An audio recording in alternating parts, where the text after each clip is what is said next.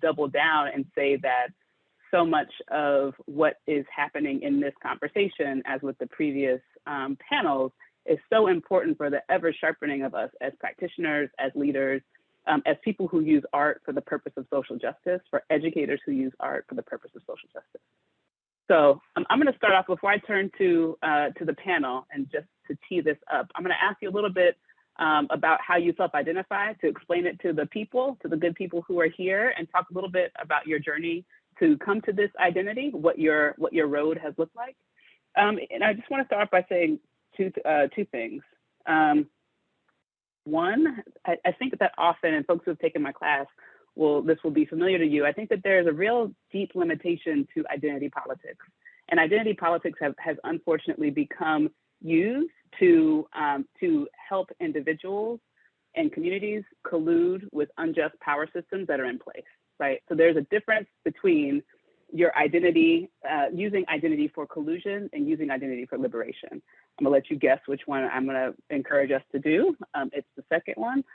But the whole purpose of, so let me back up and say this other thing, is that my identity, I identify as a non-binary queer person. I also identify as a Black woman. And that's a political identity, right? Because I understand what is true for me and my own identity is that I was raised and socialized as a Black woman. My political home, my political North Star, the community in which I feel most deeply connected to, resonant with, and in defense of, and participant of, is Black women. And also outside of my Blackness as a political identity, I do not feel or align with female gender writ large, right? So I hold both things. And again, this is about, and this is me, I think, seeking to articulate this idea of identity for liberation, right? Who are we in alignment with? Who are we claiming? Who claims us? And what work are we doing in order to ensure deep liberation for the communities that we are part of? And also I wanna assert, and y'all hear me asserting a couple of different things today, is that the binary, any binary, but we're here to talk about gender, a gender binary is a colonial, white supremacist, capitalist construct. And if we are seeking social justice, then we have to trouble the waters around these constructs, even where we participate, right? The answer, and this might be like first semester applied theater stuff for some folks, right? It's like the answer is to not participate in any of it. The answer is to be deeply in it, trouble it, shake it up, and improve it, make it different, and expand it for yourself and for others. Okay, as I told y'all, I like to talk a little bit of shit. So with that, I'm gonna ask my panelists to introduce yourselves, talk a little bit about your identity and your journey arriving at where you are. I'll kick it over to you, Bryn, and then popcorn, when you're done, send it to somebody else. Okay, I can do that.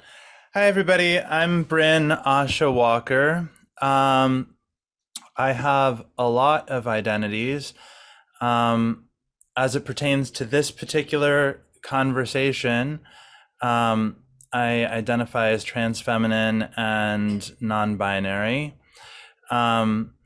which I just want to share what that means for me, because I feel like that's not a common thing to be understood. And I don't know if it's a common thing between people who have multiple identities gender-wise.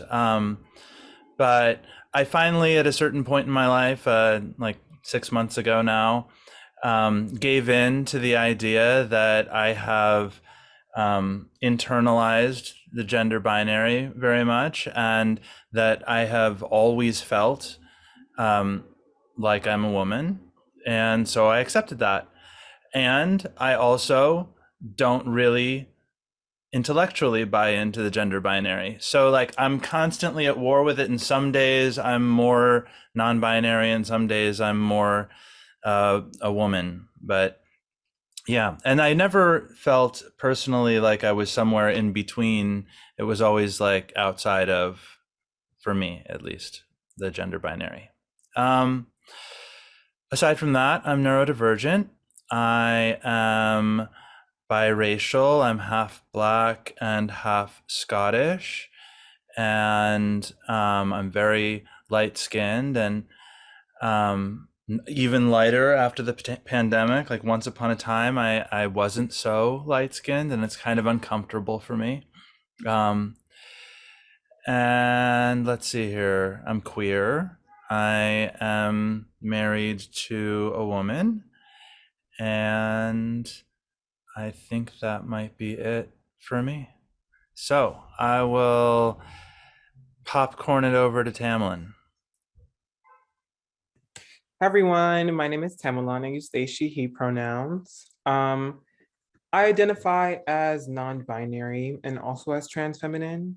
Like the trans feminine part is something that's new for me. I've always identified with femininity and saw myself more aligned with it than I have masculinity for a long time. So I'm taking steps to honor that truth and change and transform.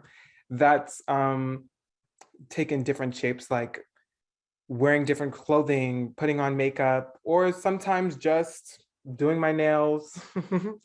um, but for me, being non-binary is really not being a part of the binary. I don't identify as a man or a woman. Um, there were times when I was younger that I felt like I was in between, but the binary doesn't really accommodate for that. So if you're in between, you're not in the binary. So that's how I understand myself. I'm gonna pass it over to Tab. Thank you, Tamerlan. First of all, I'll start with the simple stuff. My name is Tab, that's short for Tabitha. My pronouns are she, her, hers, and they, them, theirs. Man, this journey's been, I'm just trying to find words for it. But it started really, I would say, as a baby.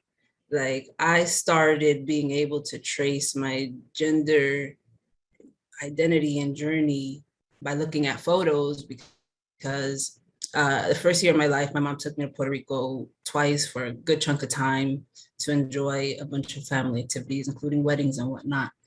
And so there's photos of me on the beach with my mom, and there's photos of me in this wedding situation. And there's two photos that I usually put together when I celebrate my birthday sometimes. And the one photo was me in this like visor backwards vest. I was like 4 or 9 months, vest buttons. And I'm chilling and I'm happy. And my mom dressed me. And, you know, so there really wasn't a lot of this gender thing from jump in my life anyhow.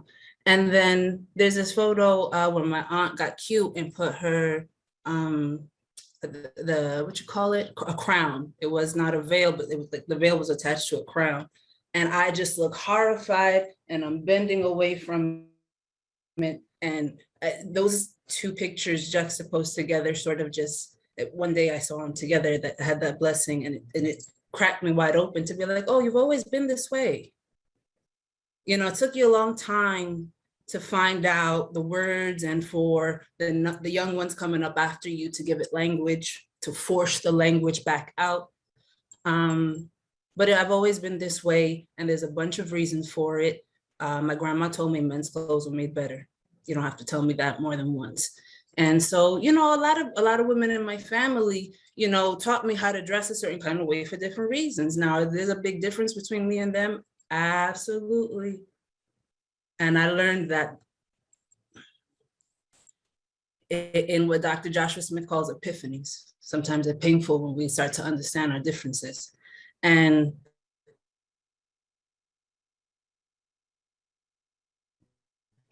I learned that in my journey to my nieces and nephew, and connection to my lineage, my mother and my grandmother in particular. So there's that. So Mel, what you said about holding those things for different reasons and different ways that resonated.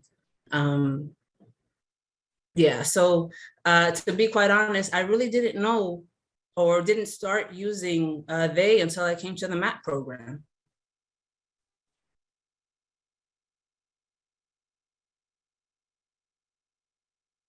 I'll wrap it up. It was here that there was young, I thought I was done with English grammar. So I'll wrap it up because I know my Wi-Fi is here, but yeah, it's been a journey. All right, I guess I'll go. Hey y'all, I'm Dee. Tab, my pronouns are she and they. Um, Tab, like that resonated so deeply. I identify as a Black, fat, femme-ish, pansexual, queer, all the things. But really, like, my gender identity is something that I think these last 2 years in the pandemic I've really been able to sit with finally. Like it's like a voice, it's like a knowing that has always been there. And in this time of being able, this forced solitude in a lot of ways, and reflection, I've been able to really start to name things and put the puzzle pieces together. And in that putting together, more things have come out. I'm with you on the pictures, finding those old pictures and being like, wait a minute, baby queer little D has always been here.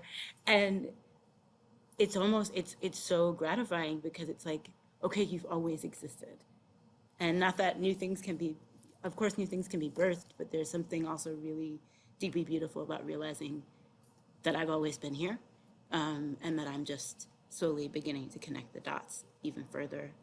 And I think my fatness and my queerness has also been something that's really been liberatory for me, of being comfortable with the space that I take up, and being comfortable in my queerness and my bigness and celebrating it, as opposed to, the capitalist white supremacist doctrine that says that that is a negative. So yeah, it's been a really beautiful gender journey these past few years, and also like finding my people at the MAAT program that allowed me to dream about what my gender could be in ways that I didn't even have the language for before I got there.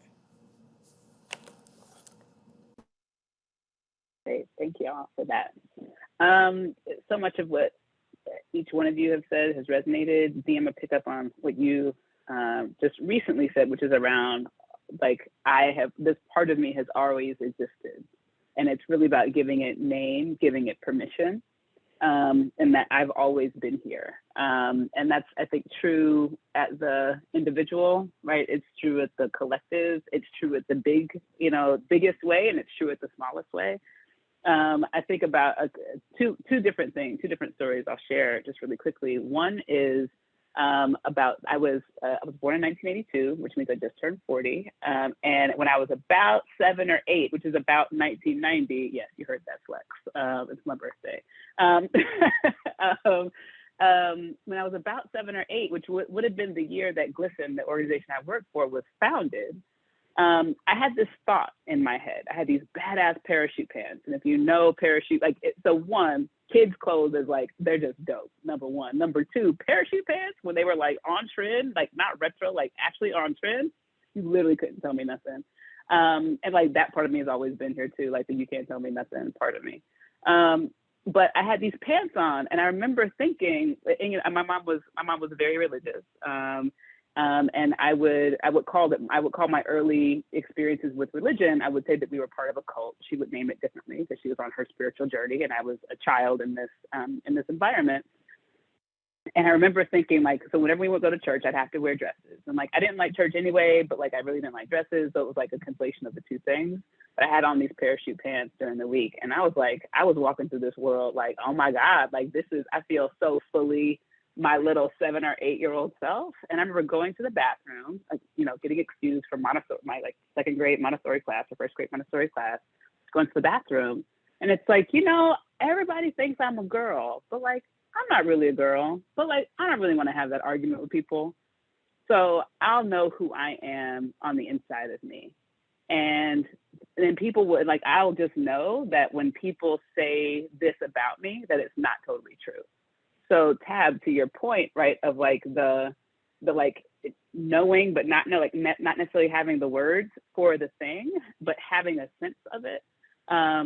I'll pause here before my second thing and just say just deep gratitude to the folks coming up behind us, right, who have come up with the language around giving this stuff names, right? Because as I was coming up as a baby queer, right, it's like either you're a femme or you're a stud, and maybe some other words if you're on the kind of feminine of center part of the, or assigned that, you know, in terms of binary.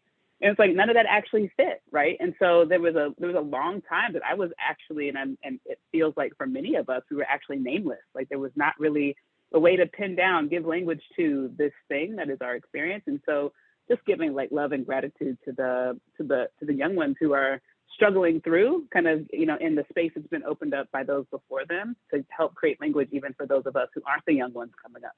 That's part one. Part two, also, I think, Dee, around your point of like emergence, part of my coming out story is, or at the heart of my coming out story is me having a moment with myself and saying, okay, self, I don't know what's under the surface here, but like, you know what? I promise to love you. Whatever it is that is there, like, let us go on an exploration together. And I promise you, it'll be okay. I promise you that I will be with you. I won't leave you, self. I won't leave you. And we're going to do this thing together. And so there's part of it, just, I want to hold up the bravery that it takes to be in this, to be exploring the unknown. This is a gender thing, right?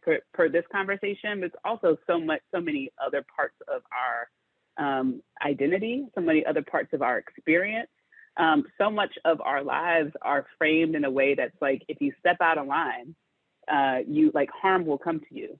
And harm actually might come to you even if you're doing everything right, but you're just a little bit unlucky, right? And so there's a real transgressiveness, there's a real bravery, there's a real beauty in the exploration of that which has not been defined and that which we are defining for ourselves, and the bravery it takes to find other people like us.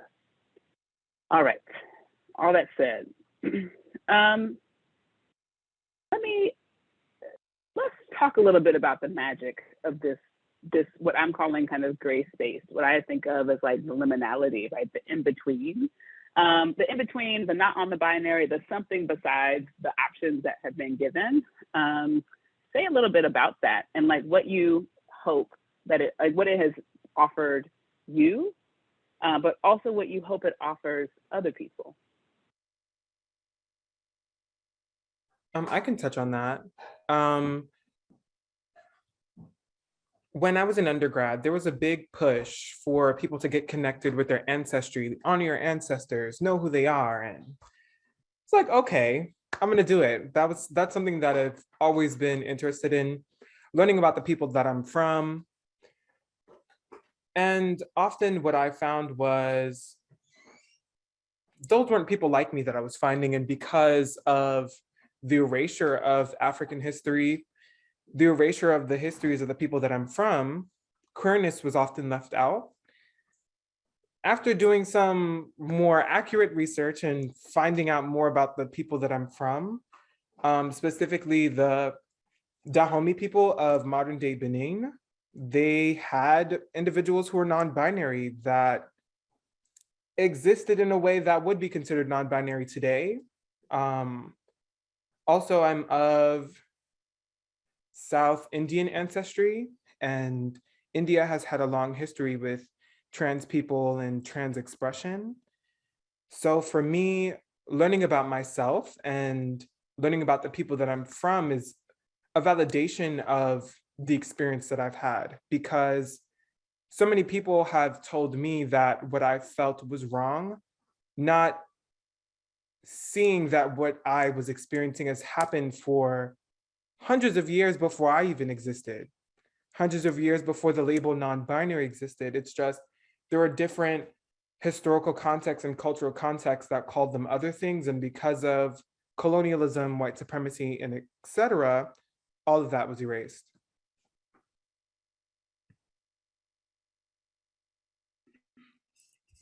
I could say something. I think that one of the things that this liminal space and the acknowledgement of, I get so emotional, of something beyond the binary offers me, at least, is a possibility that something that is going on internally is real.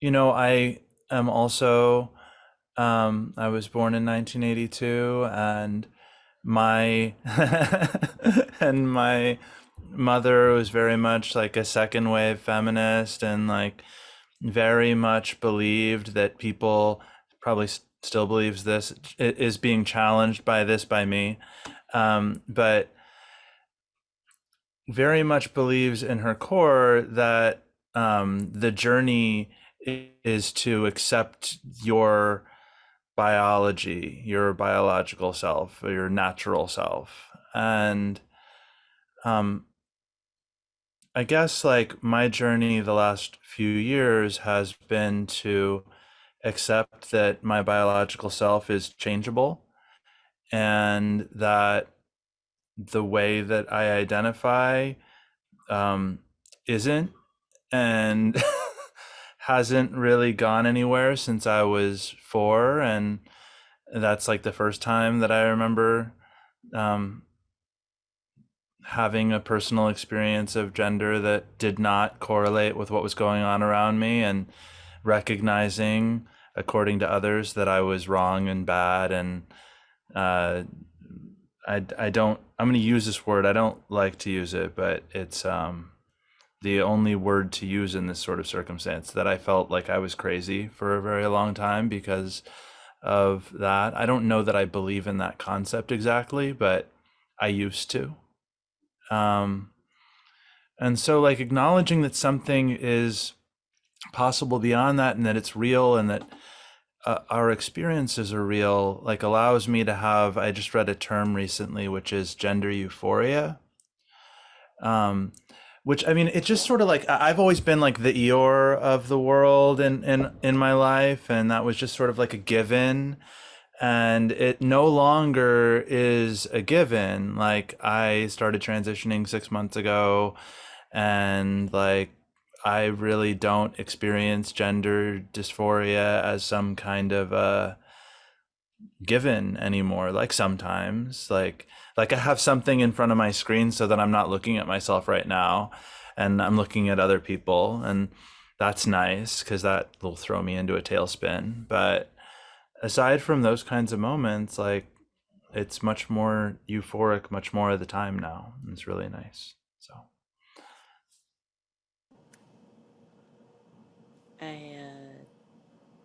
with that gray space and that liminality, the thing that keeps coming up for me is like the ability to dream and the ability to go beyond, like the galaxy.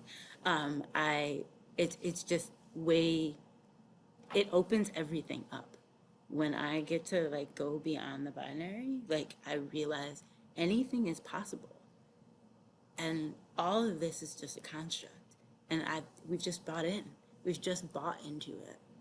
And from an educational standpoint, like these past 2 years, right? Like with Zoom.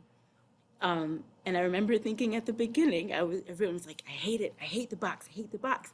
And I just kept saying, but what if we think beyond the box? What if we think outside of this? Like, what if this is the way for us to try anything? And like, I know it was a very long journey and we're all still figuring it out, but like in these past couple of years, it's that thinking of, there's so much more. We're only at like the tip of the iceberg. We can always go so much deeper. And like, that's what the binary has taught me, that so much is confined and limited. And if we can just think a little bit beyond, we can see that it can go so much further.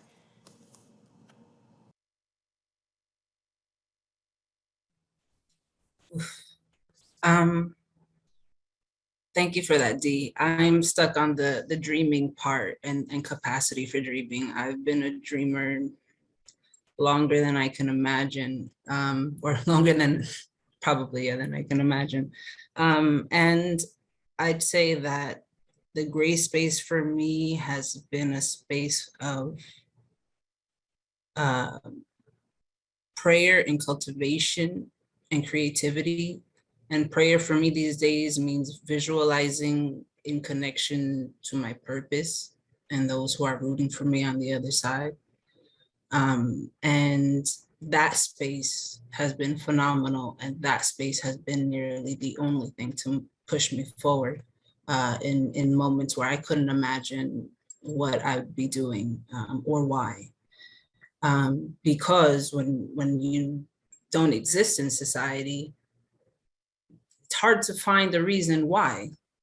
Why go to school if you're not in the textbook? Why go there if everyone who's there is just not reflective of you in any way? And so I think that this liminal space has brought me on a journey of learning how to cultivate my own reasons why. And that has taught me you don't need anyone's permission, and you don't have to see the thing before you want it, before you understand that you need it.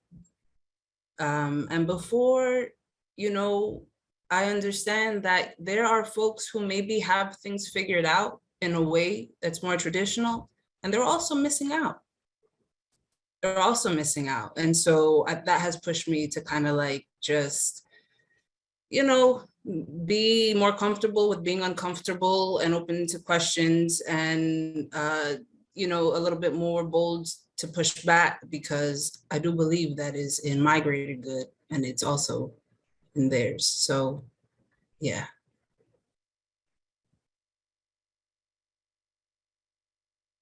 Cool. Thanks, Tab, and thanks, everybody. I just dropped a link in the chat of a map, thanks to PBS, of gender diverse cultures, right? Like before colonialism, right? You can look at an actual map where another thing besides a cisgender kind of reality, a binary, existed. Again, another point in the for the home team of We've Always Been Here. I really appreciate hearing y'all talk and hearing y'all reflect. So I've got 3 questions. So I'm gonna lay them all out there. Pick, just grab bag, pick which one you want, and then answer it, or say something else if you want to say something else. Thinking a little bit about those who came before us, and this builds off of what you offered, Pam, which is so who are our human and non-human relations, our relatives, who we would count as our ancestors, right? The folks who came before us, who were living beyond the binary. That's part 1. And I've got an animal example that I'm excited to share. I shared it with the panelists a little bit earlier. That's 1. Question number 2, and I'll come back to any of these, so don't feel a way about forgetting it. Number 2, part of what you were saying, I think it was you, Dee, who said, who made me think about so who were we before, right? We were told, right? So maybe it was also you, Bren, right? It was, and the thing that came up for me, and I don't know where I've heard this quote, but I've heard someone say, who were you before the world told you to hate yourself? And I guess I would remix it a little bit, right? And thinking a little bit about the location of our oppression, but also the location of our freedom, right? I think that, I'm an astrology queen, some of you might know, right? So Chiron is the wounded healer. This idea, right, of your heartbreak being the place where light enters you, right? Where it is your wound that helps you to understand others and heal yourself and the world around you. So just a little bit of the kind of location of the oppression and the location of freedom. Maybe it's more of an assertion versus a question. And then, what is a panel on this topic without a good reference to Matrix, the great trans allegory of our time, around, what are they missing? What are the folks who are living in the binary, no shade, but what are they missing? And what is it that I think this is from you, Tab, what are they missing, and what magic do we have to offer?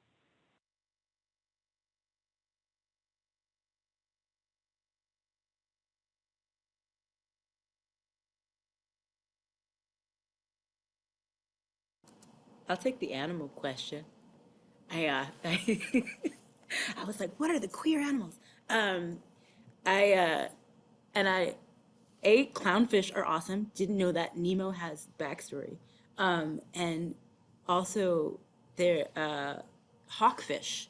Hawkfish are all born female, and then they become male as needed for breeding purposes, and then they can switch back to being female. And I'm like, okay, that. And there's just so much in nature that is fluid and non-binary, and it's all over.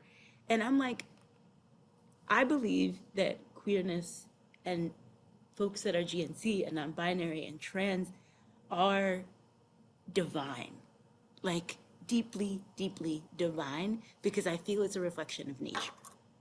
And when we really look at nature, and we see it everywhere, we see it in bacteria, we see it in plants, we see it all over.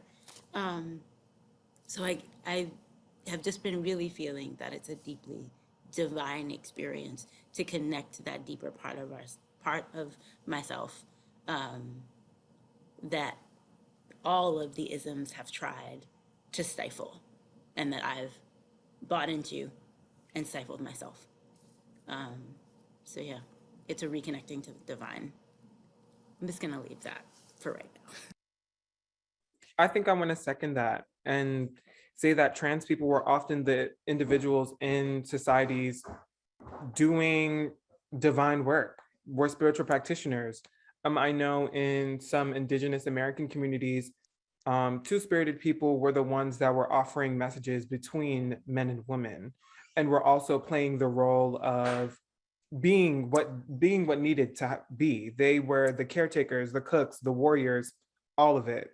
And I also wanted to answer the animal question. Starfish and sea stars are non-binary in existence. They are basically genderless, can reproduce however they have to. And when they are hurt, they know how to regenerate on their own, which I think is very, very analogous to the resilience that trans people have.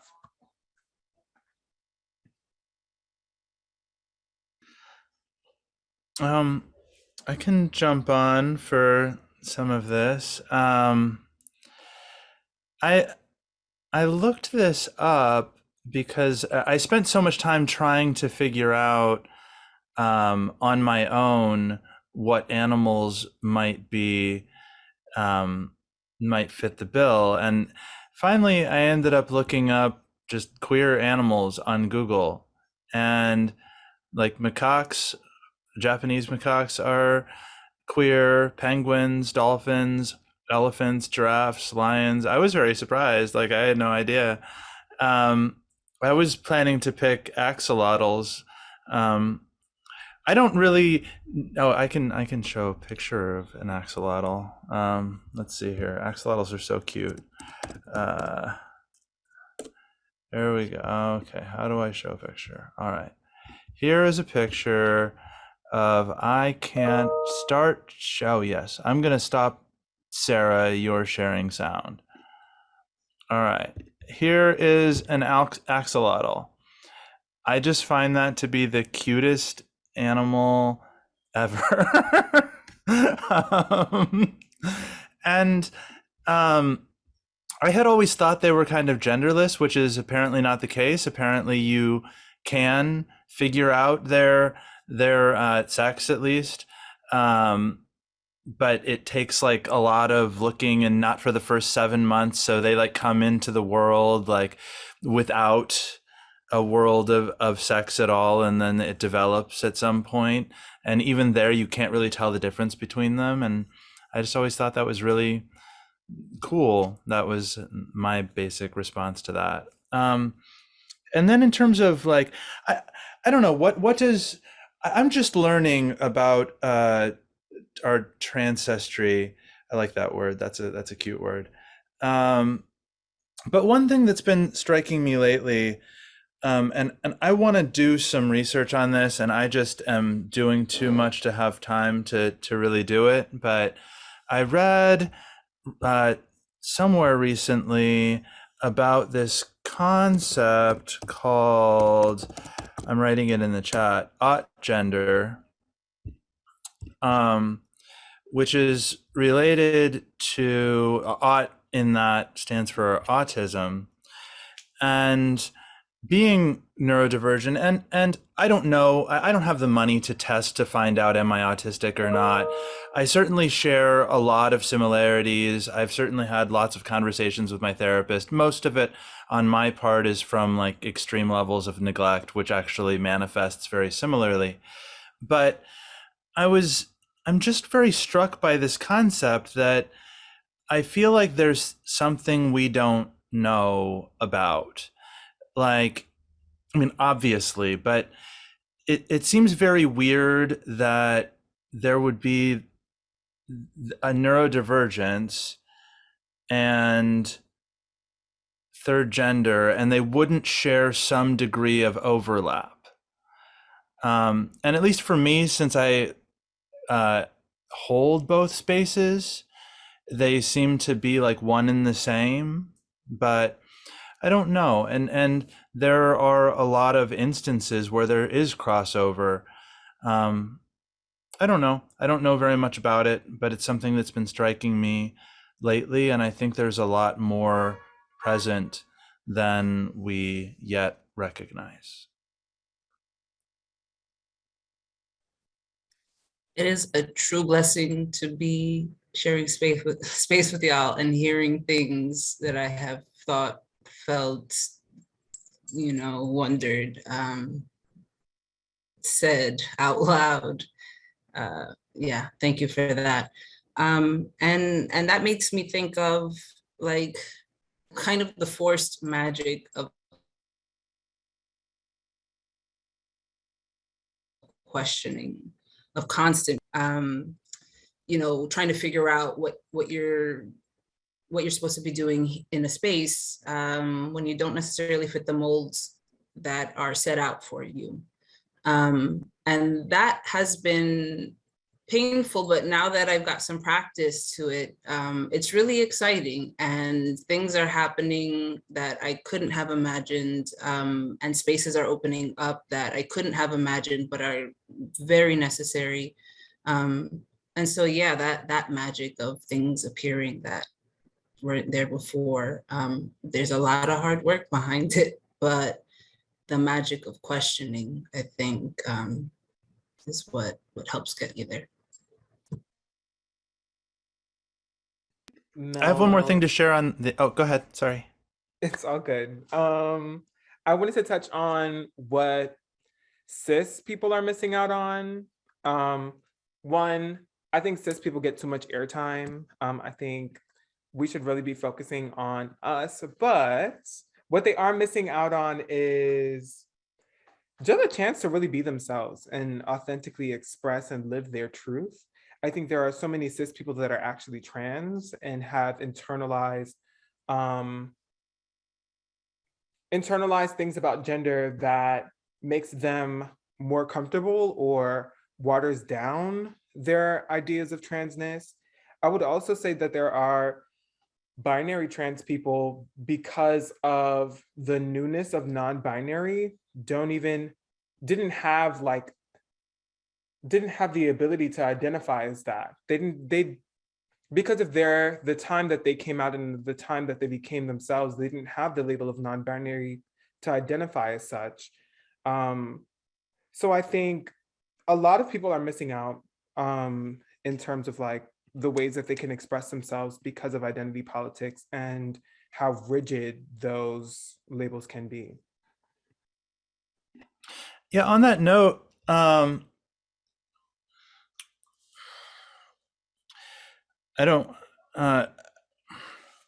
think cis people are missing out on, I feel self-conscious even saying that out loud. I don't know why I feel, because of the capitalist white supremacist patriarchy.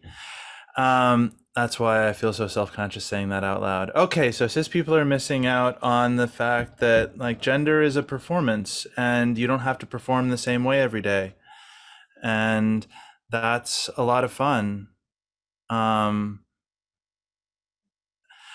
then, I don't know, something related to the ancestry, something that dawned on me a year or maybe a year and a half ago, is that there are so many spaces, like especially in the world of witchcraft, where these identities have been celebrated for a very long time and just like been kept very hush hush.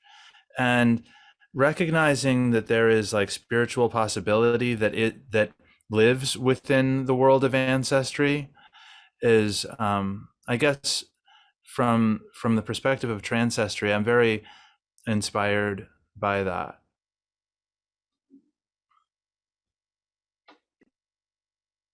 Cool. All right. So I am just really enjoying talking with y'all. This is great. You're welcome, everyone else. And you know, Sam, you don't have to say nothing else to Aries and April Aries about less about them, more about us, because I'm right there with you. But I appreciate y'all engaging on that question. I'm going to share my favorite animal, and it's an actual specific individual animal, like any good Aries, the individual. It's all about someone. This individual's name is Flamingo 492. Can you like put like an emoji in your window, like your little window, if you've ever heard of my friend Flamingo 492? You know about this person, this creature? Flamingo 492 is probably the most amazing creature I've ever heard of. I even like have a flamingo on my, like, it's not just any flamingo, it's like Flamingo 492. That's my boo. So Flamingo 492 is an African flamingo. So, you know, taken from Africa, stolen, to be put in a zoo, right? For like, you know, observation and like ogling and enjoyment. Thank you, white supremacy, capitalism, etc., colonialism. So 492 was taken from Africa, put into a zoo, I think in like the upper Midwest, let's just say like Kansas, I think. Don't quote me on that. And, you know, as with all creatures in captivity, right, I dropped the link to the diverse and beautiful variations of genders that have existed before colonialism. This creature was taken into captivity, and because there was no way to determine like boy flamingo, girl flamingo, they had to like, you know, study maybe, you know, and do like invasive interrogation of this creature to find out their gender.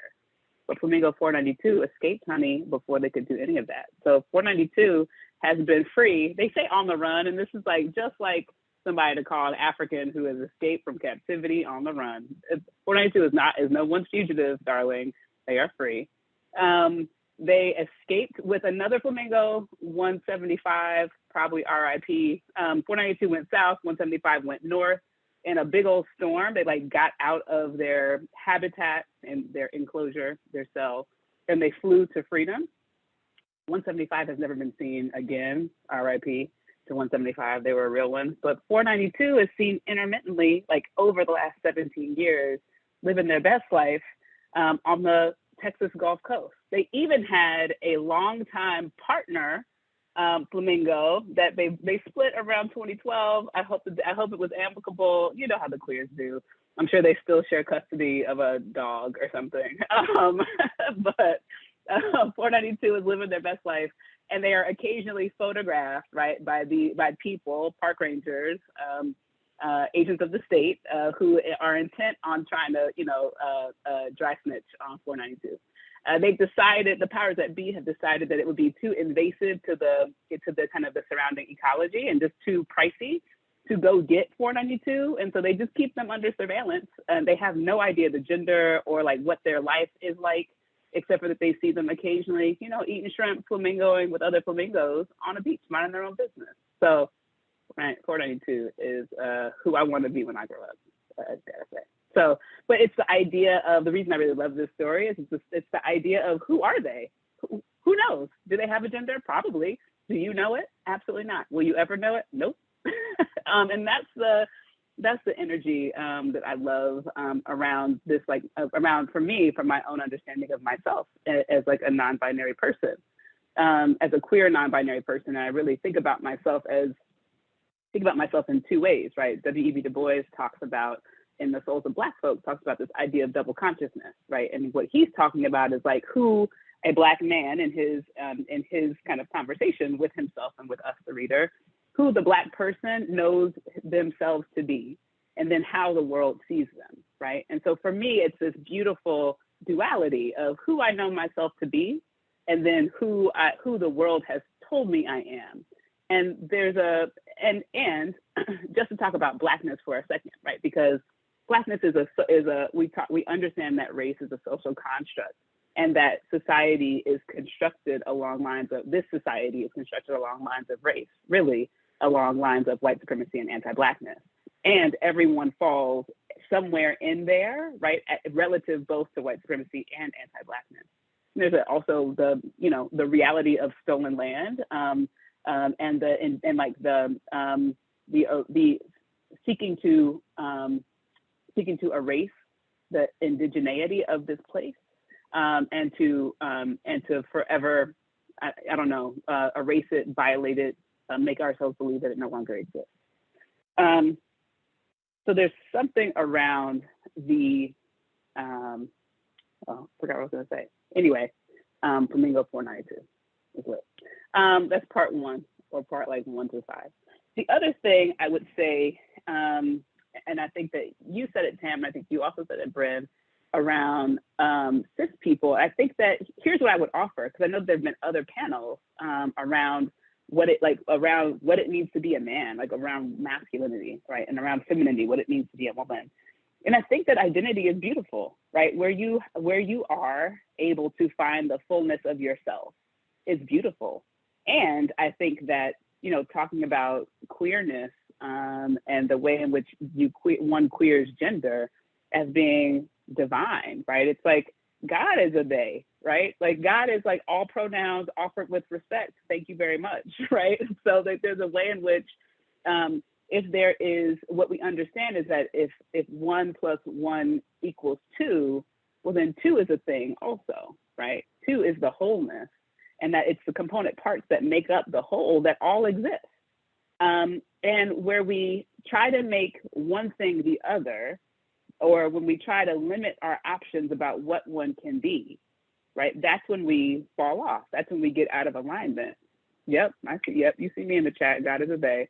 That's when we fall out of alignment, right? When we can't understand that all of the things are present, without kind of seeking to erase one of the things. So all that said, all that said, that's it. Flamingo 492. Anybody else want to say anything else? I did want to, something that's become a number lot for me is, for me, the binary was binding, right? Like it really made me feel, I didn't realize how confining it was from my experience. And like going back to the idea of dreaming and being outside of it, that I realized when I was more in alignment with that, what I feel some cis people may be missing out on, if they feel that thing within, that like little bit of uncomfortability, is like the joy of the exploration, like the joy of constantly discovering new parts of yourself. And in my opinion, healing. Like, I just think it's deeply healing that like we can go back to our ancestry and like see parts of ourselves and know that we're not alone, Bryn, like also like I have my own complications with the word crazy, but it's also that what society has said, that me thinking beyond is not normal. It is not the way. And just realizing that they're wrong. No, it is the way. Like it is the way. It is the way toward our liberation. And I think cis people would be a lot happier if they like explored. And also, I'm on my own journey right now. Like I don't know where I am. I do not know where I am for real. Like to say that I'm non-binary almost feels like, I don't know. Am I? I don't know. I don't know. I just am. I'm here. I'm here, and I'm glad that my outside is starting to sync with my inside, and I'm starting to feel more solid. So, yeah. Yeah, thank you for that. That reminds me of the thing I forgot, which is around, gender being a strong flavor, right? So it's like when you are, when there is so here's what I'll say, and I mean it deeply. I think that masculinity and maleness is beautiful, right? When it is full and expansive and incorporates each of its component parts. I think femininity is beautiful and wondrous and complex, right? Even when, and particularly so when it involves and integrates, right, and like puts up for being in touch with the world, all of its component parts. And I think that the binary doesn't serve anyone. That's the assertion that I think that I will make, which is that, we will get to, let me say it this way. So much of this world hurts. So much of our current experience, so many of the systems that we are living within hurt. And part of how we make sense of how that hurt happens and impacts us and shapes how we behave and relate to other people is by understanding our identity, right? The core kind of assertion around non-binary identity is really around like, I don't know, like I just got here, fam. I'm only 40. The world has been around for millions of years. How am I supposed to know what my gender is? I don't know, and y'all don't either, right? There's a way in which being not knowing is physically and physiologically uncomfortable, right? And that's where this is why I would say that we see such hate and aggression and sometimes violence against our trans family, our trans siblings, because it is difficult to, right, quickly categorize. Like, okay, boy, girl, now what I want from Starbucks, right? There's a way in which it becomes really difficult. And I think that it's when we require that additional labor of ourselves, when we require that additional labor of those around us, part of what happens, because folks are really just barely hanging on, because the systems that we live within have done nothing but for generations extract, right, flatten, take away from, deprive, right, convince us that actually if I have enough, that means that you don't have enough, but that means that I'll barely have enough, so sorry for you, right? There's a way in which we are constantly caught up in this zero-sum understanding of ourselves, the world, right? We can't have a planet that's healthy because I won't be able to have a cell phone. It's like, that's actually a false choice, fam. Like, that's like, what's happening? So all this to say that I think that part of what is so harmful and hurts so much is the way in which our society that is, deeply white supremacist, deeply capitalist, deeply unrelenting and unyielding in its commitment to extract everything from everything else in order to monetize, in order to satiate, kind of a cup with a hole in the bottom, is this idea that, like being in a box will at least keep you safe. Being in a box will at least make you make fewer decisions. Walk into a store, what side do you go on? Go to the side that, correlates to your genitalia. Sure, like that doesn't make any sense, right? So all this to say, now I'm just talking shit. Y'all know me, so y'all know this is what happens. But all this to say that, if we were to take those boxes away, that actually maleness and femaleness, right, and gender expansion could actually exist for everyone, and that the pie would actually get bigger, right? We would be able to be more in touch with the width and breadth and depth and tenderness and toughness of masculinity, of femininity, and of everything else that's neither one of those, or maybe all of them at the same time, right? There really is a way in which I think because we have been made, the colonial project is so comprehensive at this point. The capitalist project is so deeply comprehensive at this point that we actually have a hard time thinking outside of that.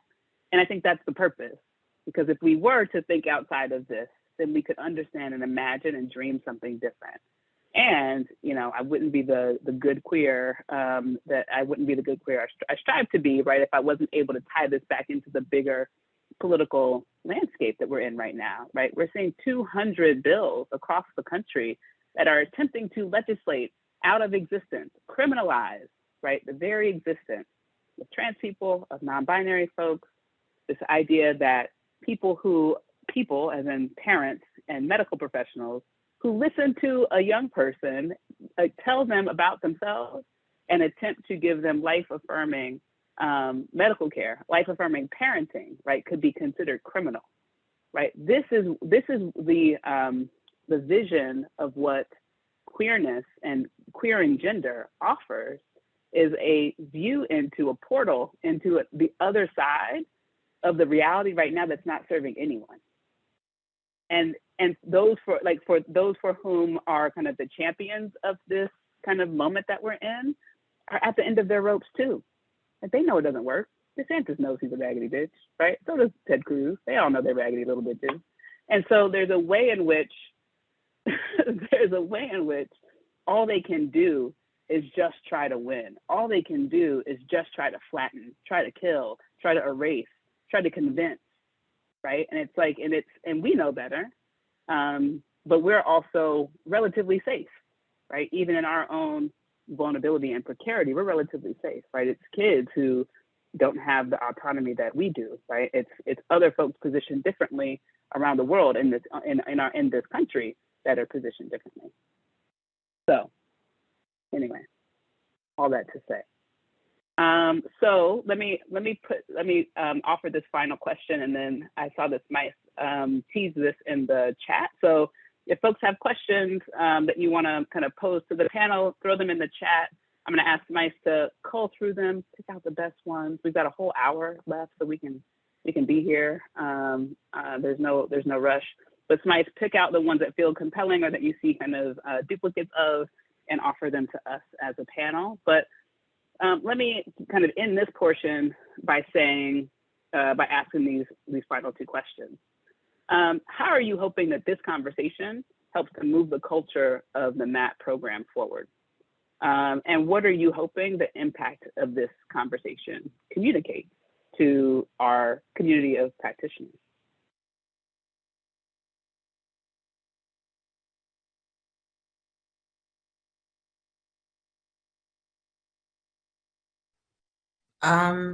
I'll offer that I think one of the most valuable things I've been able to possibly forcibly cultivate is the practice of moving through discomfort for the purpose of finding something new. And doing that in the MAAT program, in my experience, really just like hopped open a whole new realm of practice. And so I would encourage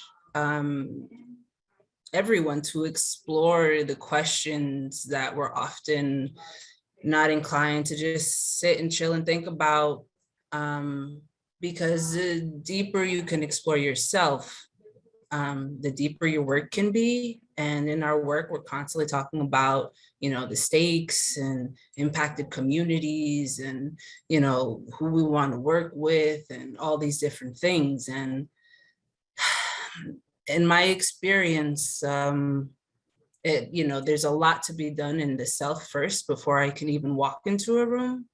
And yeah, just being alone with those questions that are sometimes terrifying, I find is helpful in the work that we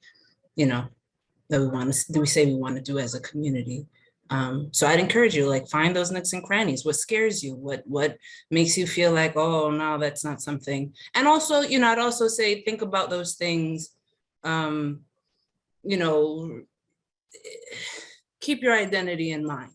Keep the knowledge and the experience that you bring in mind too, because something I hear often in where social justice meets the arts is like, I want to work with oppressed communities. I want to work with marginalized communities. And it just, it rubs me wrong, because there's a lot to reflect on in that statement. I cannot do all the reflecting on that statement, but I will offer that for folks to reflect on that. and beyond that, to continue to look for the things that make you uncomfortable, and for the places that you're just like, I wonder about that. I wonder about where we can connect these things, and where we can find folks who haven't been in the room, who have all the knowledge and all the expertise to come in and get this done, because we can. We sure can, because we think that way. We're bringing the practice of thinking that way and of feeling uncomfortable and moving through it anyway. So tap your folks. This room, we all know people. Yeah, we bring that stuff.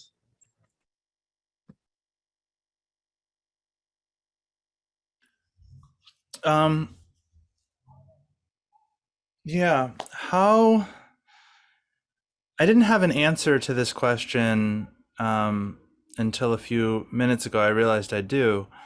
How do I hope this conversation moves the community at MAAT forward? So I guess I recognize that theoretically this was the case, but hearing it back from a couple of you today, like, I feel so lucky to be in the MAAT program. I coming into it, I don't know what I thought I was doing. I just thought it was important and useful, and I figured that like there was something within applied theater that was going to help me, and like that's about what I knew. And I had a really great conversation with Chris Vine, and like that was about what I knew. And I've pretty much come to terms with myself very heavily throughout the program thus far, and the various identities that I live in, and the various oppressions that I live with, and where they actually come from, and not thinking, oh, it's something wrong with me, but recognizing the structural components that have created them, and where they begin and live in me still and exist. And I feel very fortunate to have been able to do that. It feels like such a necessary component, and it feels like something that's not just therapeutic. It is existing on a social level, and like there's a community of people that have space for us to be how we are, and that's just really wonderful. And the thing that I hope comes out of that space is a sort of recognition that I don't know about all of you, but and I'm only halfway through at this point, but I feel like I am going to graduate from this program and feel like I have gotten through the beginning of something and like need to do the program again or something.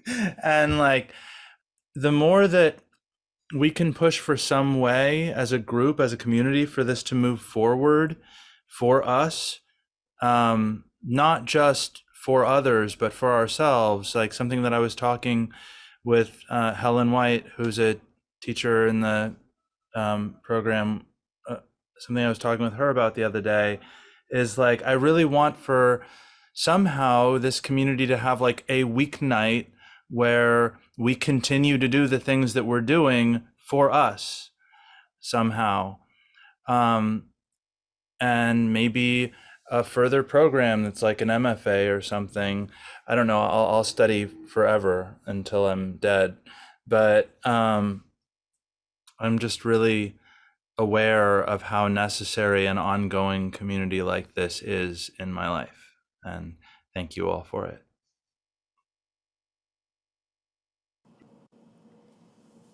The thing that keeps coming up for me is the what I hope that MA takes from this is that thinking beyond the binary and incorporating GNC, trans, non-binary folks is not something that's an add-on.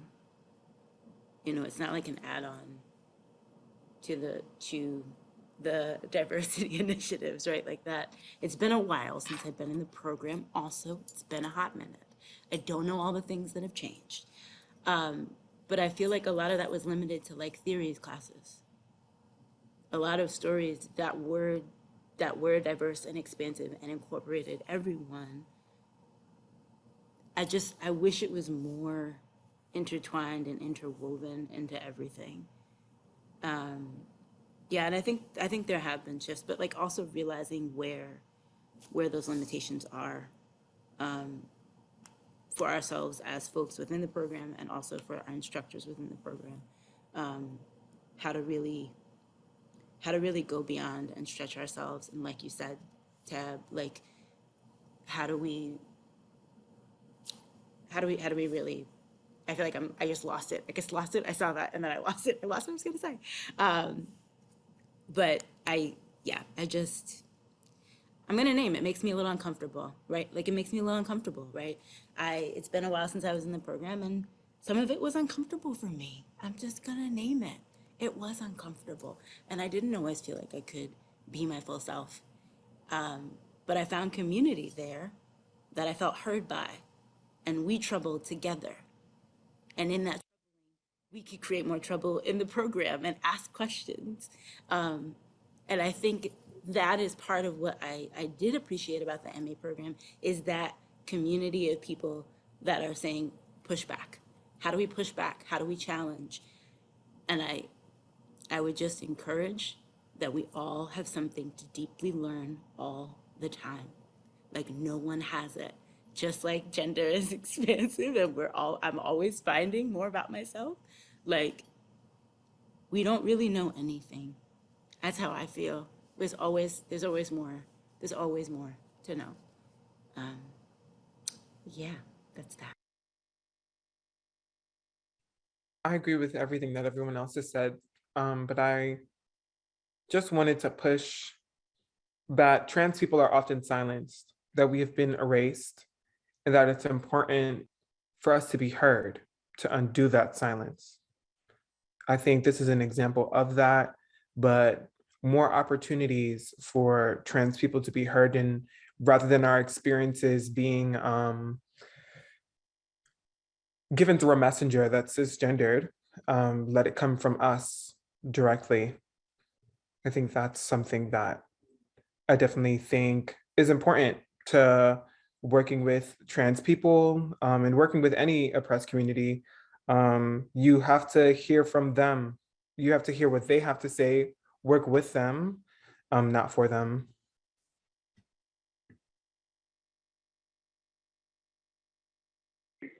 Thanks, y'all. You know what you just said, Tamerlan, reminded me of a book that I think I assigned last year when the last year that I taught Series 2, which was Alicia Garza's The Purpose of Power. And the pullout for that book that continues to stick with me is the purpose of power is to put more power in the hands of more people, right? And so to the point of like, what's the hope for what this conversation does? For me, a couple things came up. One, it's like, it is all of our job to do our own work, right? You don't do your work in front of a class that you're doing. You don't do your work as a teaching artist with kindergartners sitting crisscross applesauce waiting on you to do your next thing. It's like, no, do your own work and your own, like find your people, do your work, do your self-discovery. What is the thing that feels like and this is a thing I heard from Chris Vine now over 10 years ago that continues to stick with me. It's like, what is your cutting edge? What's your growing edge, right? And in yoga, right, they say find the edge and go there. Don't go past it. Nobody's trying to, like tear a hamstring here, but like go to your edge and stay there until it's no longer your edge, and then go to the next edge, right? And that's how you deepen this work. That's how you deepen your understanding of yourself, right, and of the world around you. I'm so here for this idea of discovery, right? That really, like, we know what we know, and we might have a sense of what we don't know, but really we have no idea of the expansiveness that is beyond our current comprehension. And it's our job to be constantly in a learning position. That's how you lead, right? That's how you teach, is that you stay in a constant state of discovery. Also, you know, maybe this is a point that you raised, Tam, around, or maybe it was you, Tab, that talked about kind of like it was you, Tab, who's in the room, who's at the table, whose voices are you hearing? And I'm going to be a little bit more pointed, right? And I'm going to say that who's not in your room? And when you're thinking about, when there are people who oh man, I didn't even realize that person from that community or that voice wasn't in my room, that means that your room might be irrelevant, right? If you aren't getting the exact outcome that you wish you would have, if your art is not changing the world, right? If you are not in these transformative, you know, like deeply impactful situationships or coalitions, it's probably because you don't have the right people in the room. And to the point of, there are folks who, particularly trans and non-binary folks, whose voices have been silenced. And there is a rectifying of that, right? That means centering voices of folks from communities that have been marginalized across every identity. Work to make your rooms relevant. Work to make your organizations relevant. Work to make your conversations and your art relevant. And if you aren't having, you know, like unyielding success, imagine what you could be doing better. Imagine whose voices are missing and that you need to be pulling in. And it's probably someone who is very different from you, but I bet you already know them. I bet you that they are already there in your circle. You might not have paid attention to them. You might have not leaned into what it would mean to be in conversation or relationship with them, but they're there. So find them. Yeah, and with that, I think that's it basically for this portion. Mice, can you come off mute and holla at your people with some questions that came up that you found interesting? Yeah, we've got some awesome questions in the chat. Please keep them coming. Harukati asks, how have you used applied theater as a methodological framework for the work you're doing in the areas discussed by the panel? So we've just talked a lot about all this stuff. How does it show up for you in your applied theater work, inside the program, out of the program? What are you working on?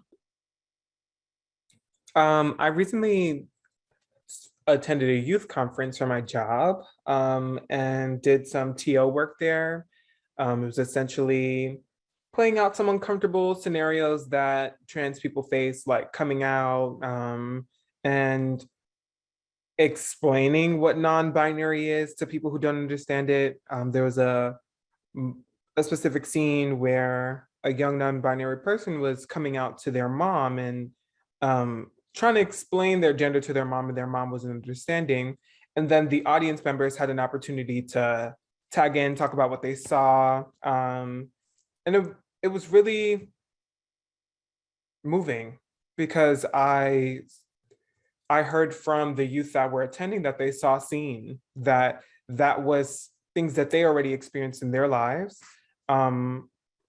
And maybe when they have to come out to other family members or come out again, it can be easier because they already have devised some strategies for educating people.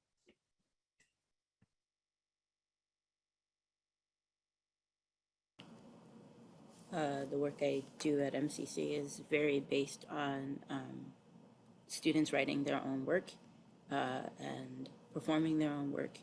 And like one of the biggest honors for me in this work is being there as like a sounding board with them and being able to like sit with them and like if they have questions, if they're struggling, like that we can work together.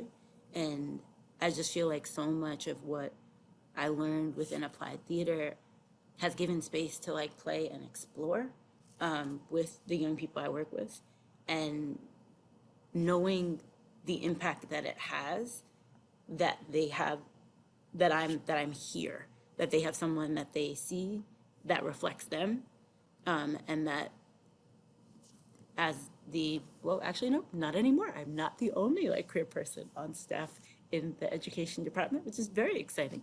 But that just like seeing the students that would come to me in private and just be like, yo, Miss D, can I talk to you? And like, it just like needing that community. And also like, I'm grateful that like the work that we do fosters things like TO, like having TO in classrooms. That it often is around students coming out within a lot of the TO work that we've done over the past several years, and that how receptive that school that we've done that with, the conversations that has stirred in that community has been really beautiful and eye-opening for students, parents, and teachers. Yeah, I feel like applied theater work just provides a way to have deeper conversations. So I'm always grateful for that in a way that doesn't feel too intense sometimes. So.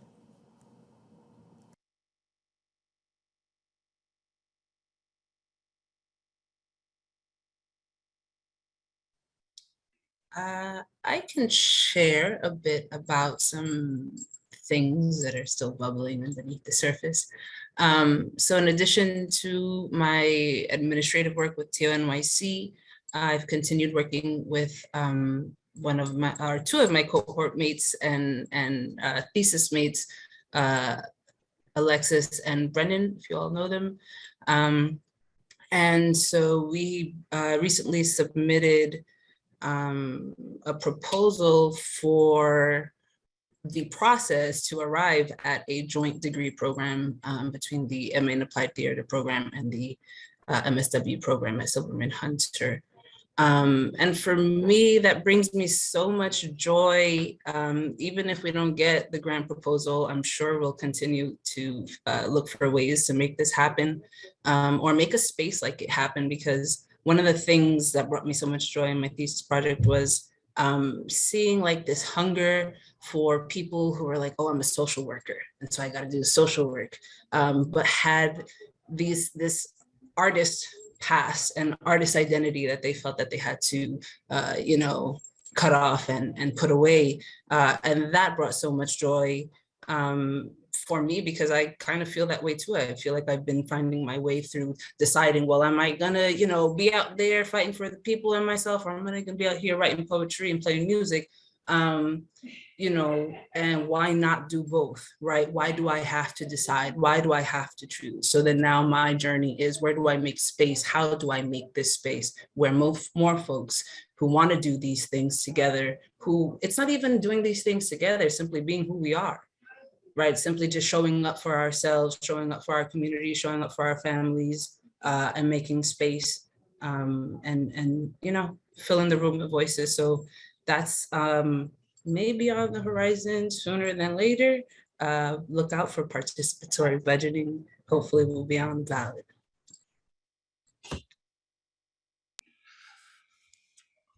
I'm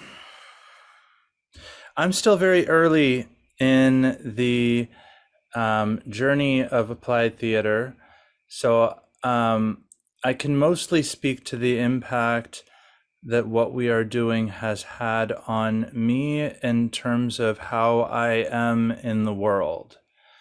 And so I remember even like the beginning of this year, I was banging my head against the wall because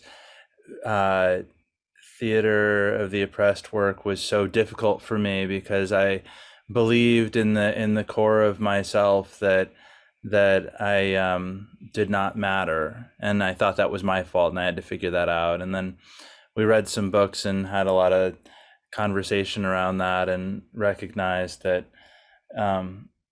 that's what society has told me, and tells a lot of people who are trans and who are disabled, who are Black, who are dark-skinned, who are any number of things, that we don't matter. And starting to recognize that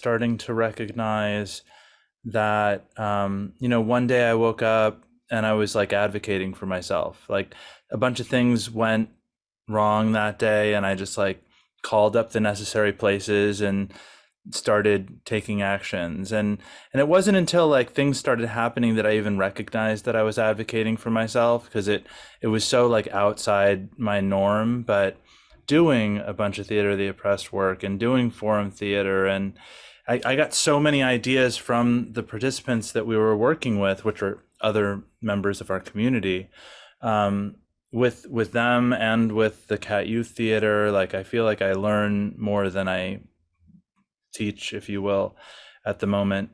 And that what I end up taking into the world and into my teaching with my theater company, into my directing, into my facilitation, and I also teach at Hunter College, is being okay not knowing things, being okay with expressing things that are currently unclear, being okay with calling out oppressions when I see them. And these are the things that I feel like I'm doing in applied theater at the moment, with applying it to my life and the people that I am in communion with.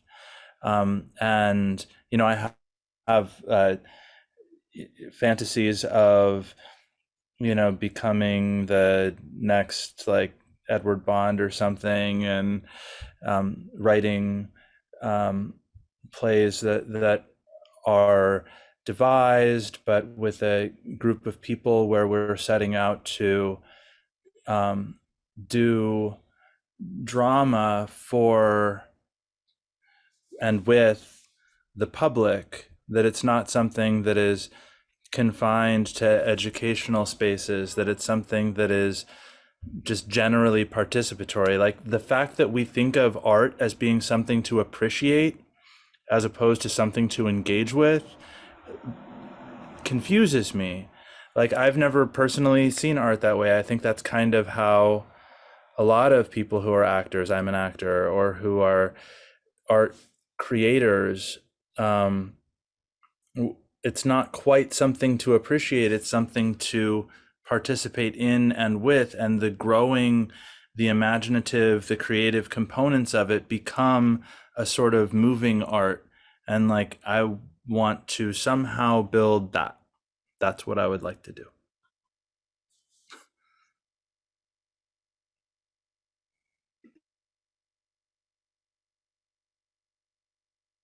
I run an organization, so that's that's a whole thing, and let's call that art. Let's call it like a mix between science and art. But with a more serious bent to my response, you know, part of what applied theater, I came into this program thinking like, I'm gonna age out of being a young person doing youth work pretty soon. Let me like take my skills, like the things that I know from being a youth worker, and like, you know, bring my little backpack into the program, get more tools, and then figure out what the next phase is going to be. And part of what I think that part of what the applied theater masters helped me hone are a couple things. And I think the most important of which is to stop apologizing for who I don't think I am. Like, just be who you are. Stop hiding behind words. Be in processes and lean all the way in.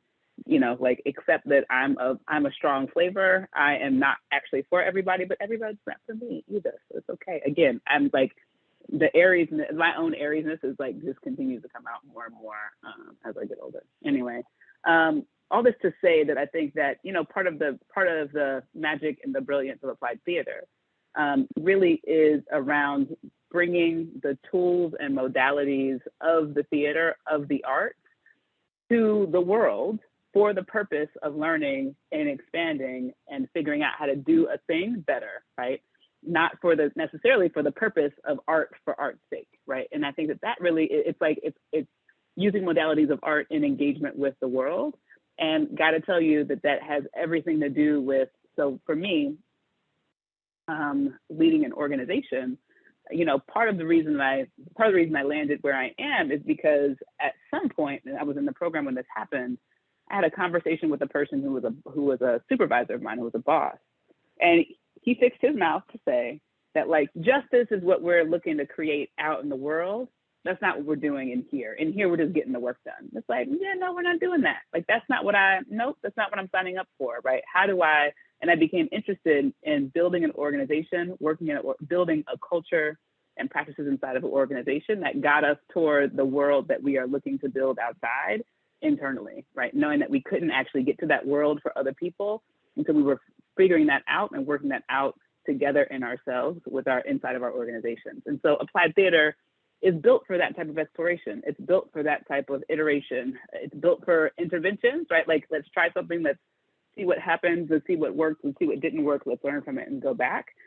It's all praxis. And so that's I think how I continue to use applied theater in my day job, which is like you stay at work, you stay in conversation, you stay in learning mode, you stay building a bigger table, and then you come back and say, what could we do better next time?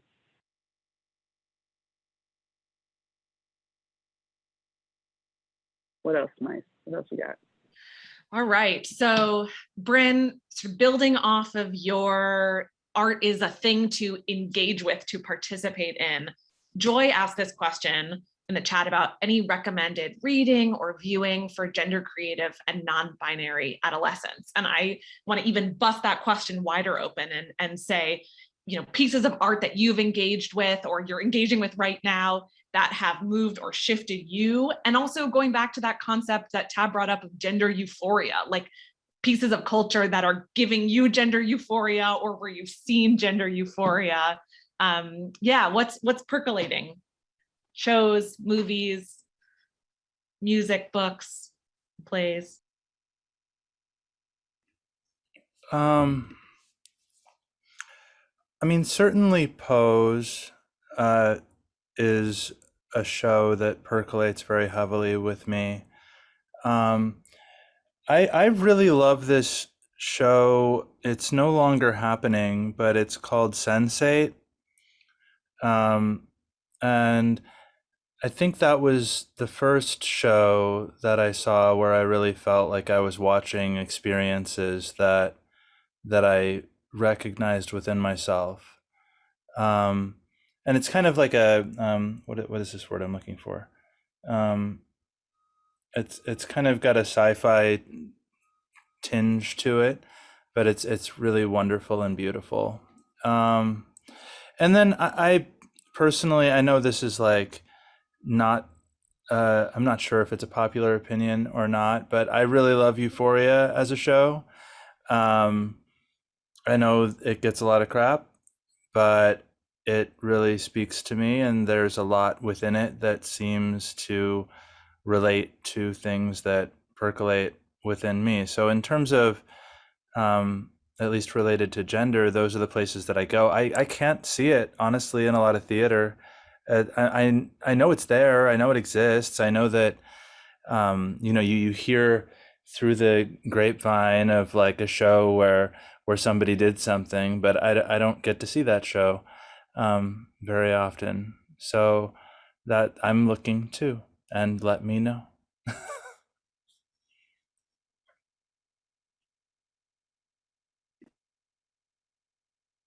I am a part of the New York ballroom scene. So the New York ballroom scene is the cultural context for the show Pose, and being a part of the scene has been really gender euphoric.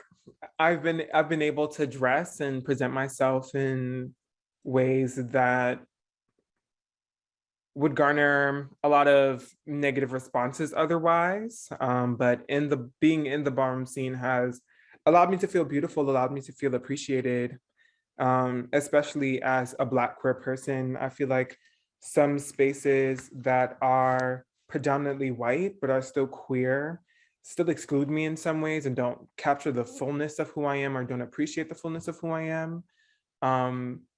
Before I was in the scene, I was watching clips and just getting my hands wet a little bit, learning the art form of Vogue and the other art forms that are in the ballroom scene. I think Pose is definitely a good start for someone who isn't familiar with the ballroom scene, but there's plenty of clips and things online that you can find.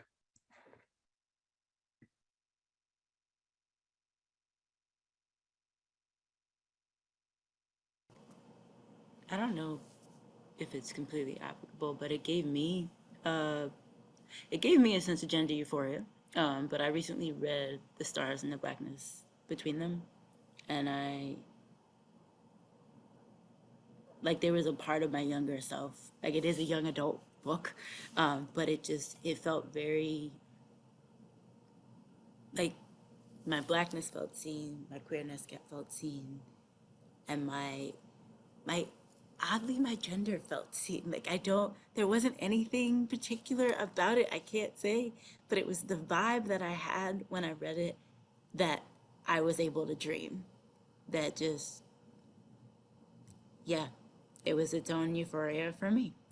And the audiobook is very good.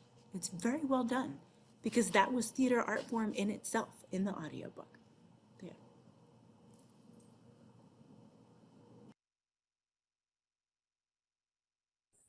I don't think I'm up on anything that hasn't been mentioned. Yeah, not that comes up right now, but if something comes up, I'll drop it in the chat. I just totally chuckled to myself about the thing that brings me complete gender euphoria is, and you helped me remember this, Tamerlan, so thank you, which is two things. One, I love the idea of having a house, like a in the scene and kind of our queer. I'm part of the deep house music scene here in New York City, which has interesting overlaps and kind of adjacencies to ballroom, and sometimes can be toxic and cis heteronormative and you and other times be so free. So that's the contradiction within it. Anyway, the thing that makes me so happy is this, my own kind of identity, and no one ever asked me this because why would you? But if I had a house, it'd be the house of Auntie, and I'd be the overall father of the house of Auntie. And that is just exactly who I am. It's just perfect. So anyway, let's see. Yeah, I think that's it. That's all I'll say. I just wanted to uplift, community is so important to our survival as queer people. So if you are queer and are seeking community, message me. I can try and help you find that. But it's really important that we find spaces to be validated and affirmed, especially when it's so hard to find. And I would add something to that, hard to find, and when it is intentionally made hard to find, right? When our communities are intentionally invisibilized or criminalized, or we are told the lie that we do not exist, have not been around, are not right, are not good, etc. And then, double underlining and double clicking on the find your people and find your light, because everything grows in the light.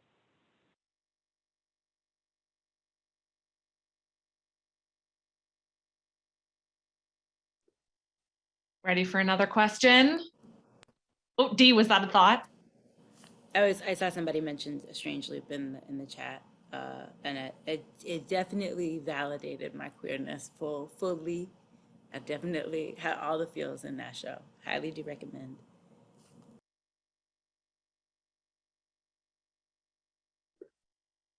All right.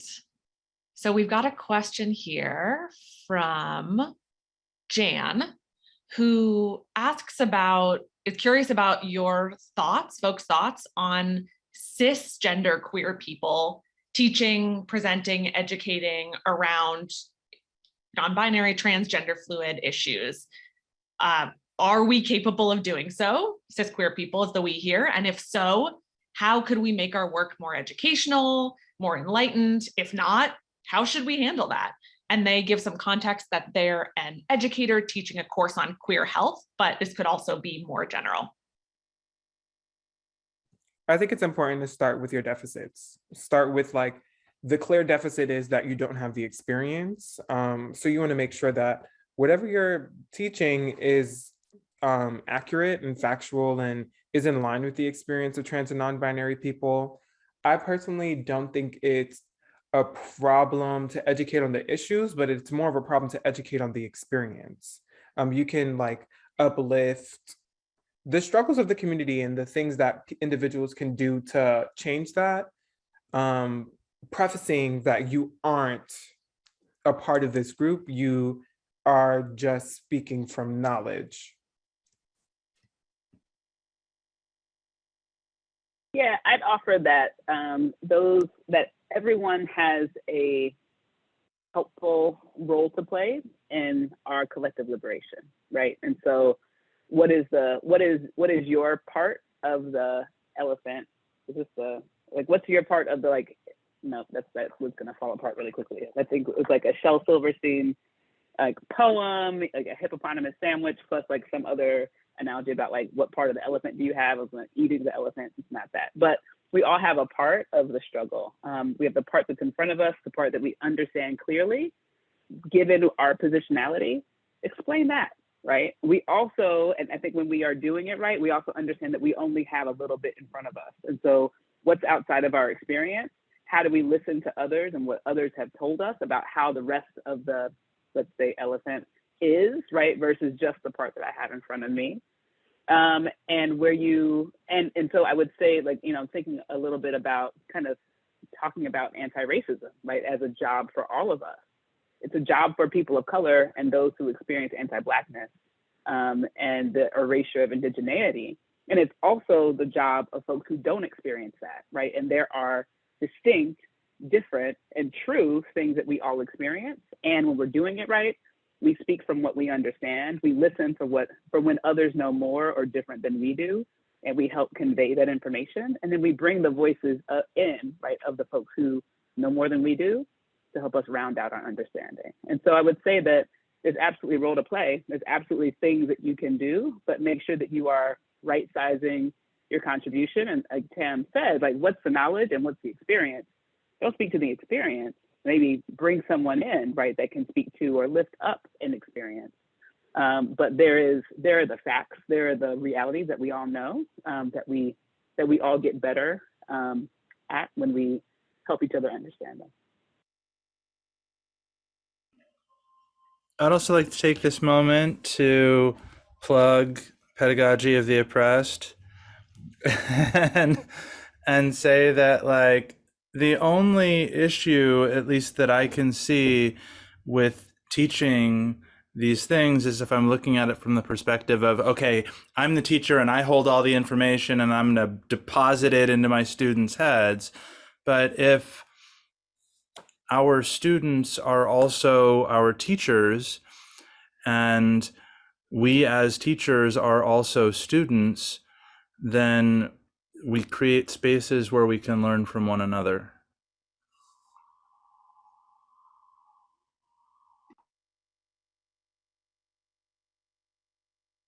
I feel like I don't have the authority to do this, but I just want to say you graduate, Bren. Let's just call you Master of Applied Theater at this point. Sorry, Chris, let's talk offline. Let's get the paperwork going.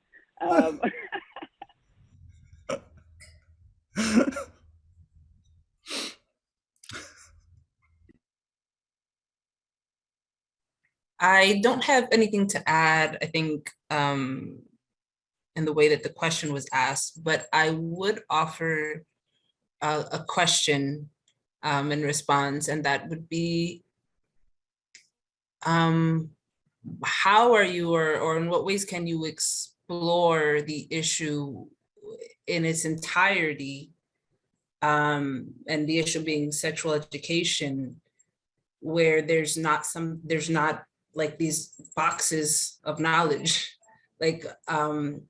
and I don't have the answer for this, and I'm not in a classroom daily, but I just wonder how we can explore the topic of our identities and our health in a way that doesn't separate everyone, in a way that asks more questions, and in a way that invites folks to ask themselves these questions as a way of introducing the existence of multiplicity. Yeah, I would just offer that.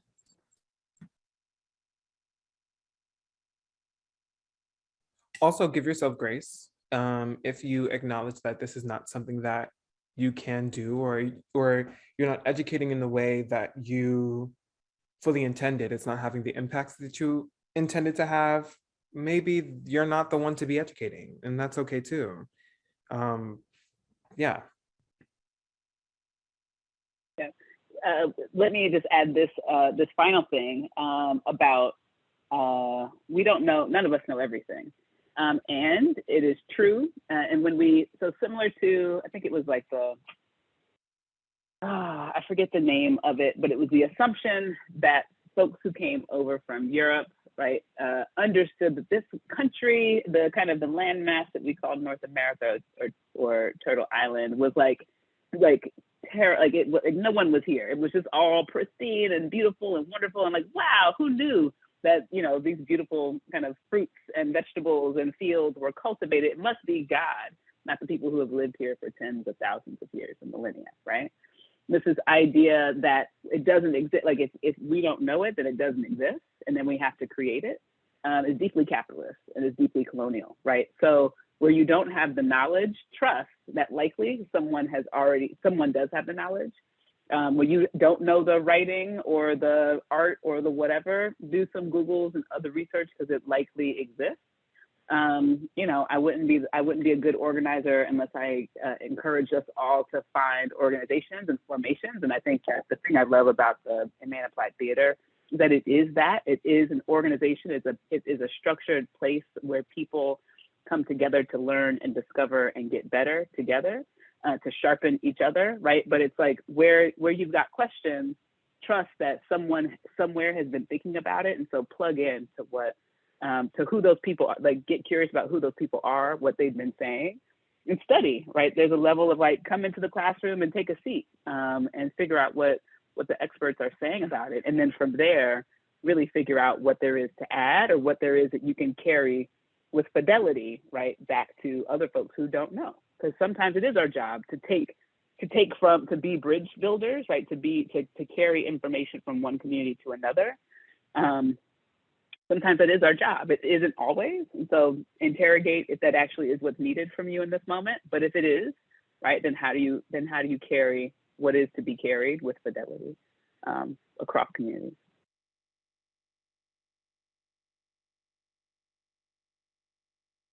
All right. Let's, you know, in the spirit of my class that either went over 30 minutes or ended 7 minutes early, let's call it, y'all. We've done it. We've done our thing. Thank you, Friend, Tab, Tam, and Dee.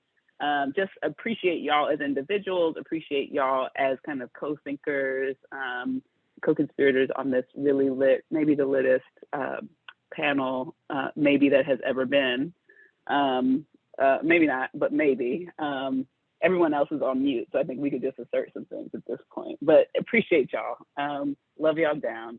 Love this community. Thank you to the folks who organized this, who are working on the back end to keep us spotlighted and pinned. Thank you, Smyce, for shouting out the questions that came in. Again, I've been trolling Chris Bine and Helen White since 2009, and it's always a pleasure, literally always a pleasure to do that and to be with you all in community. This is absolutely one of my political homes. So love and appreciate y'all. And that's that. It was beautiful to share space with y'all. Be well. You too. Thank you so much. This is so much Yeah, fun. too. Thank y'all. Thank you for the space.